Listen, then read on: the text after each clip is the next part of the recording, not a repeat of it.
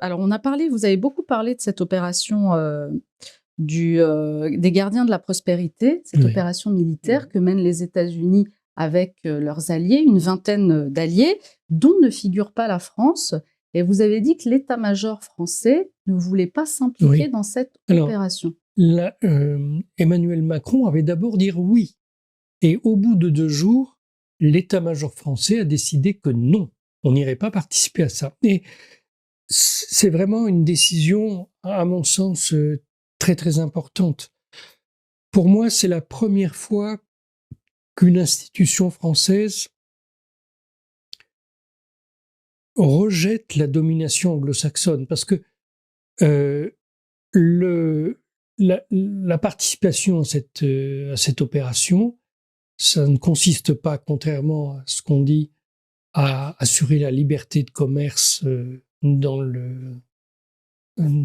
la mer Rouge. Ça consiste à sauver, Israël et lui permettre de continuer son massacre à Gaza. Parce que si on arrêtait le massacre à Gaza, la circulation reprendrait immédiatement. Ça, c'est le premier point. Le deuxième point, c'est que les attaques des gens que vous venez de dire, les Houthis, ne sont pas contre tous les navires, ils sont contre les navires, au départ, contre les navires israéliens, contre les navires faisant escale en Israël, puis contre les navires des pays soutenant le massacre à Gaza.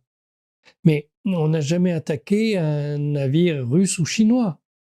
Donc l'état-major français a estimé, à juste titre, que si on voulait rétablir la circulation, il suffisait d'arrêter le massacre à Gaza, ce qui est quand même quelque chose que tout être humain devrait penser normalement, hein.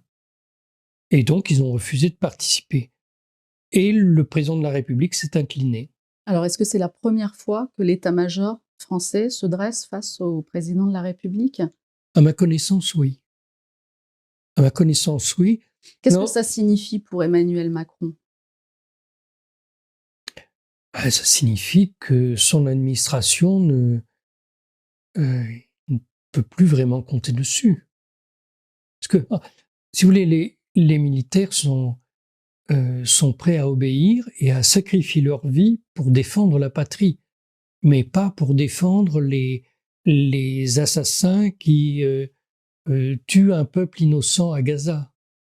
Voilà.